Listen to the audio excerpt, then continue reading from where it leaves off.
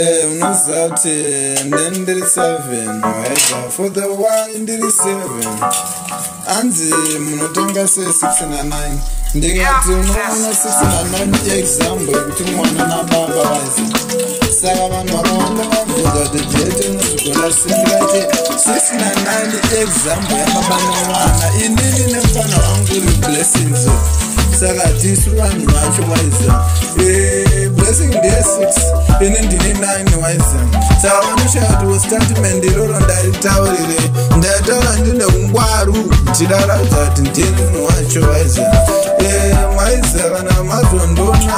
hanzi kujeti kungoma dzake hatina kusvika kure sei ako dzaigona kusvika kure sei voimbobaive nevatsimbiriri vasingade nokuti vakaona patoridza ngoma vanoidza tsamwa kuratidza kuwadziwa vanoita vange vane mwoyo wasatani kuita vange vasingade kuona ngoma dzinochirira ende chero varega kuti kuona ngoma dzinochirira isvatsuzoregera kuimba waiza Junior mfana wangu anani ndikafa sekuru ndisina kuzwa achievement music mfana wangu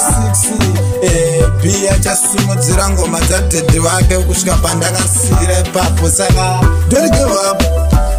in music I don't give up waiza ticharamba tichisimbisa ngoma kusvika pachasvika ipapo waiza mbana biozo opedzisa basa kana Solomon wanapedza basa raDavid wani unoziva David akanzi namwari vake temberi waiza saka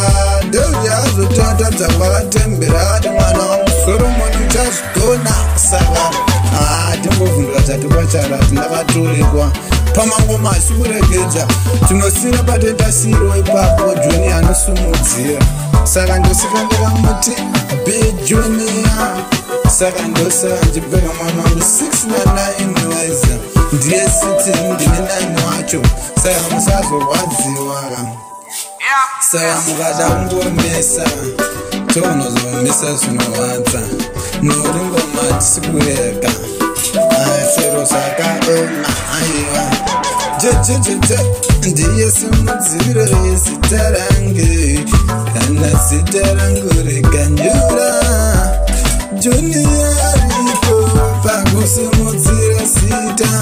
zita rangu inini dedhiweke pamangoma atirege Zati 2020 waiza Zati Balfour ticharizana ngoma tisikuzorizana namba tichazosiropa tichasira na Junior wasumudzira waiza Bad Jojo Junior Bless ndekakwaka mwanangu nomusumudzira ngoma rangu panendasiro ipapo waiza don't disappoint me please waiza ndi wangu uchitaka chero nayo yakusimere ndimbe